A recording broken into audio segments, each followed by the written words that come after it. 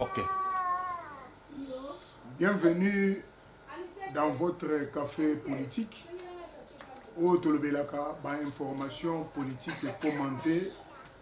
La chaîne Nabino, au Boyebi, Bomesani Kolanda. Un seul devoir, Topesi Nabino, ezali ko partager, ko s'abonner massivement, et ko commenter, ko benga pe biso pour apporter vos contributions pour na musala munene. Pour la politique Yambo Kanabiso. Je vous salue tous. Tout bandi na actualité na message ya Souka au lieutenant général Luboya Kachama atiki epai ya ba militaire na biso na Ituri. Apesi bango message ya makasi ya encouragement. Aebisi bango ke ataye akei ezali mokonza mboka na intime conviction na ye nde alongoli kuna po abongiseli bisika mususu bisika ya kokende ayebisi na ba militaire alobi mutu nyonso oya ko meka lisusu ko attaquer Ituri en tout cas après départ na ye abima vivante. En tout cas c'est un bon message bande ko nyonso to ba olanda biso bayeba ke lieutenant général Luboya Kachama azalaki vraiment un véritable fantassin, un militaire, un grand guerrier, ayekola na l'académie militaire, pe atikali ko défendre sans embâche, à défendre vraiment couleur, pe bendele ya ekolo kuna en sa qualité ya gouverneur militaire na Ituri. Toyoki pe lisusu na deuxième information que Joseph Kabila azokoloba yazo senga dialogue pe azokoloba na président Félix albi c'est le président Félix qui est le problème au Congo. Mais bisoto zongi selipe Kabila mutuna Kabila azana mémoire ya mukuse mutu oyo abomaki mboka eza Joseph Kabila, mais le président Félix c'est la solution pour le Congo. Kabila bomaki bato bandeko na biso Équateur na demiap oyo ezalaka na initiative ya Kazadi Nyami Virunga. Kabila bomisi bato ebele na période ya Kaimbi à la tête de Demiap. Kabila bomisi Chebeya na chauffeur na ye. Kabila abomisi même Michael Sharp na Zaïda Catalan. Bino moko boye biango histoire ya ko bomisa bana mboka bebo epai ya Kabila mutu moko abosani yango te. Pe docteur Etienne Tshisekedi alobaka na ye Kabila zaki grand voleur parce que loko liboso ya ibaka na mboka na biso ezalaka identité congolaise. Kabila abotamaka na Jeannette te. Kabila abotamana ndeko na mwasi komone Sisi Mutwale.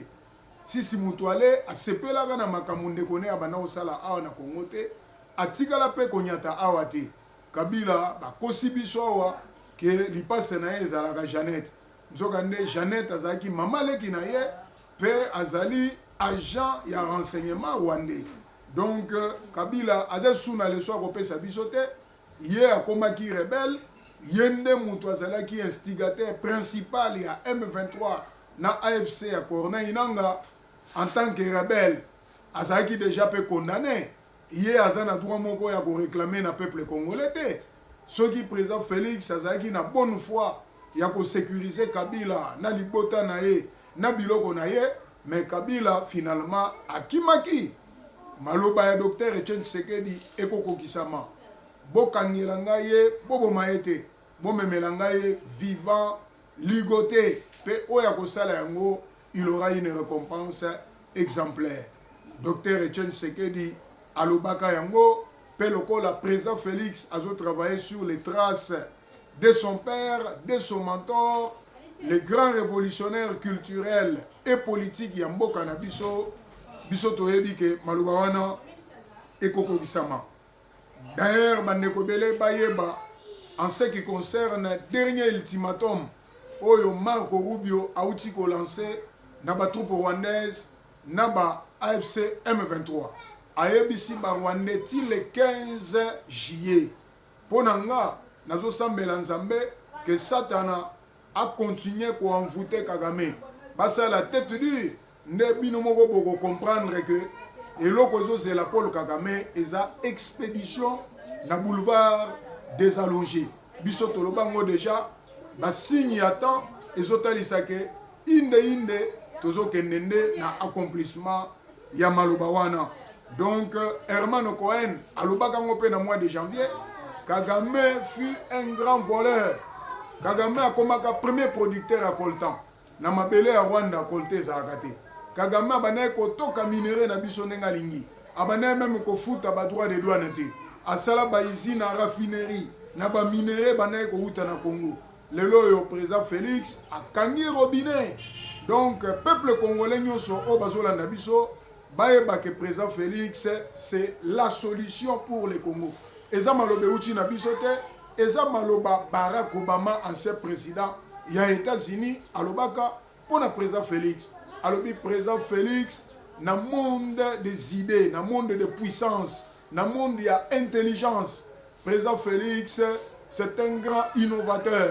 Président Félix a eu quelques solutions pour la Congo, mais il y a pas solution pour l'Afrique centrale. Donc, Bandeko Bele va retenir Malobawana, pe baroza na difficulté il y a qu'on comprendre l'actualité nenge tobeta kayango selon la méthode traditionnelle et identifiée. Toyoki pe l'actualité, il y a référendum. Professeur, ancien sénateur Bongongo, hier, à na Sénat, a ça la preuve de sagesse. Mais ce n'est que normal. Assemblée nationale, si va voter déjà loi référendaire, dans le Sénat, et que Kanango n'a pété parce que les sénateurs, dans leur ensemble, si va comprendre déjà. Bato bazaye ko jouer basalige et zalaka ba tilukwebo na côté à Sénat, pe na côté Assemblée nationale et zalaka Vital Kamerhe. Mais au moins que depuis le changement, et c'est salami déjà, côté Kunakutu, et Zanango, et Koleka, n'a pété. Pe Denis Kadima, Hollandais, responsable à Seni, président à Seni, à l'objet que la Seni est déjà prête, n'a pas moyen au Yazanango pour organiser les référendums. Bande Kwebele, faut pas comprendre Makambo Tolobaka. Docteur Etienne Tshisekedi a boyaka constitution en 2006. Pour Abenga Kango, ce fut un acte de vente du Congo. Yangonde Pesaka, banilotique, na hégémonie bango, et Pesaka bango privilège, grâce à la constitution, Kabila comme président de la République, puis grâce à la constitution, banilotique et belé, Bazare Soubewa, Moïse Nyarugabo, toute une litanie de gens, comme ministre, comme député, comme sénateur, mais eh bien, docteur Etienne Tshisekedi Alobaka, ce qui biso toleki na pouvoir, cette constitution-là sera jetée dans la poubelle. La vraie constitution qui sera acceptée, adoptée dans le référendum populaire, c'est celle qui fut élaborée, adoptée comme un projet, mais par des Congolais authentiques à la conférence nationale souveraine.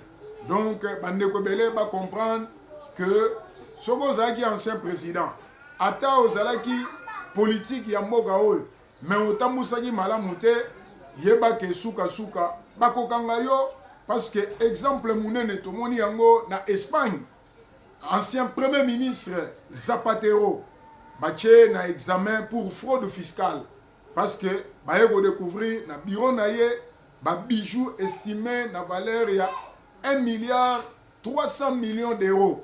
Donc, nous avons un makambo ezo salama na Congo, na monde pe eza ko salama. Eza maloba o docteur Etienne Tshisekedi abisaka na biso, quand l'UDPS sera au pouvoir, le Congo sera compté parmi ceux qui se disent grands au monde. Na pesi bino susu actualité mususu na lombango bino loba boyo kosama na Kabila, muto akosa bino te. Pour la première fois, tozwi na actualité kitoko président Félix a outil ko lancer travaux ya construction ya première usine de montage et de fabrication de tracteurs en Banzangungu. Et ça sangwa malamu na mesala matin na 18 ans au Kabila sali na mboko.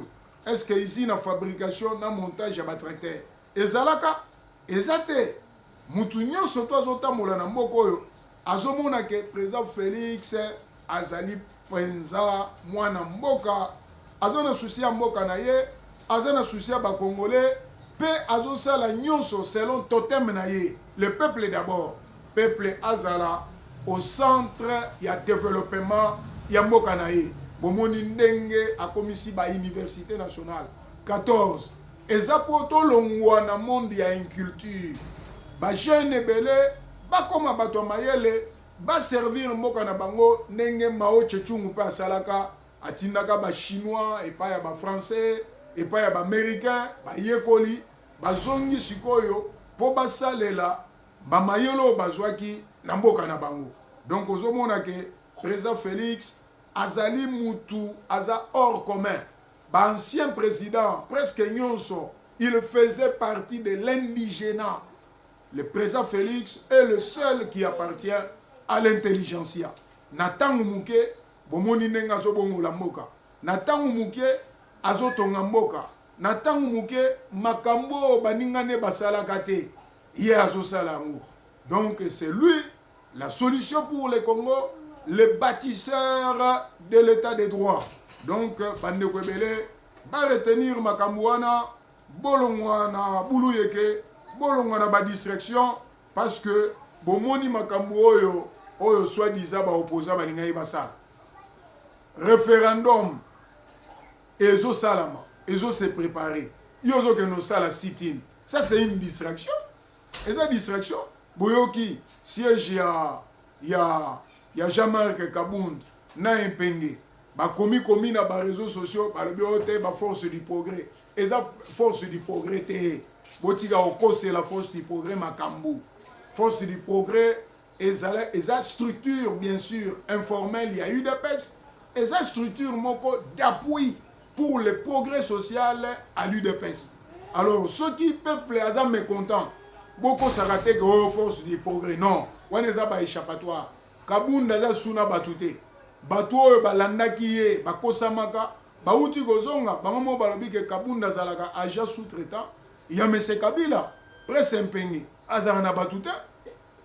Kofi Olomida ebsakiye, yo presse impenge na parti na yo, ozana ba milita boni. Est-ce que mutwa ndenge wana yemoko auti na parti nini? Pour ça la partie politique, il faut venir de quelque part. Et ça te komi parachuter un opportuniste, ozana discours moko cohérent te. Aza pena histoire te. Donc pour nanga, moi je le considère comme quelqu'un de l'inexpérience. Donc eza batumo boye ba yo créé, ce sont des gens en français, ba considérer bango comme des troubadours. Azoye banini yazo lukate. Azo saka ba discours pour contredire, pour voiler les choses, alors que to commis déjà na période oyo ba congolais ba si ba commis déjà mayele ndenge docteur Etienne Tshisekedi ayebisaka biso na boulevard Triomphal avenir en mboka eza na maboko na bino, prenez-vous en charge. Nasi na solaki na ba décideurs du monde ba rassurer nga que peuple congolais a commis mature. Peuple congolais a commis capable ya ko décider pour na avenir ya mboka na ye. Donc bandeko wana batika ko distraire batu soyi baza makasi en politique, c'est le rapport de force, ba mobiliser nde batu ba voter non na changement ya constitution. Mais biso yebi ke ba o bazana biso ba o bazo comprendre ba vrai congolais authentique ba yebi déjà que référendum et c'est le cas qui gutu o wana ezana forme mais na fondamental déjà o papa Tshisekedi alobaka balobaka na Afrique munoko mpaka elumbaka solo mais ebimisaka maloba ya bwanya bandeko ebele oyo bozo sepela na ba information toza kopesa bino bo partageaka bo s'abonner massivement na chaîne na bino ezala bolandi biso epai ya Yves Mukenga TV boyeba ke chaîne na biso komo nango maître Ngoïka Mbe Claude TV officiel où nous ne racontons que ce qui est traditionnel et identifié. Numéro Nabiso, plus 243 997 55 14 18. Plus 243 997 55 14 18. C'est ça le numéro que vous pouvez nous contacter, vous pouvez commenter, vous pouvez nous appeler et nous faire même vos contributions pour que le travail éthique là très efficace. Na dernière actualité na zanango awa na Sud Kivu, to zui bonne nouvelle ba FRDC va reprendre contrôle ya Mikenge. Affrontement et Salamaki, boyebi ba Rwandais, bayebi déjà que ultimatum na bango ya souka eza le 15, mais bazo sala neti ba profiter. Mais on est à sketch, c'est un théâtre de chez nous. FRDC c'est comme Makassi. Président Félix a outos en Égypte. Ba solo lina président d'Égypte. Boyebi que Égypte c'est une puissance militaire africaine. Alors tant que président Félix a construire l'armée, il faut coopération, partenariat. Na ba pays net ba Égypte est efficace pour que FRDC et comme Makassi. Bomoni pour preuve FRDC après le combat contre l'armée rwandaise. Na ba allié na AFC M23 FRDC a reprendre contrôle ya Mikenge et sa position stratégique vers Minembwe. Je crois que par là to clôturer l'actualité na biso ya mukolo lelo. Na pesi bino longonya bisika bozwami na saluer bino na koko bakisamo muke pona timing lelo jeudi na Assemblée nationale VPM Adolphe Muzitu to pesi mbote mingi wana penza muto mayele na côté ya makambo ya budget asalipe loi de finances rectificative ya exercice 2026 donc atali que vraiment, un texte qui capitalise sur les performances économiques et la diplomatie présidentielle malgré la guerre dans l'Est. Donc, on doit comprendre que budget wana est un renfort. Donc, on doit comprendre que Mboka est produire malgré guerre, malgré la situation, la dépense, tout ça, il faut ajouter le budget et salama. L'Assemblée nationale, Ayanoli Nambela Naye, a déclaré recevable les projets des collectifs budgétaires 2026. J'ai dit, je vous salue, na pesibino longo nyamingi, tokutani, lobikuna, sangumalamu, epanabino, na remercie bino nyosoto.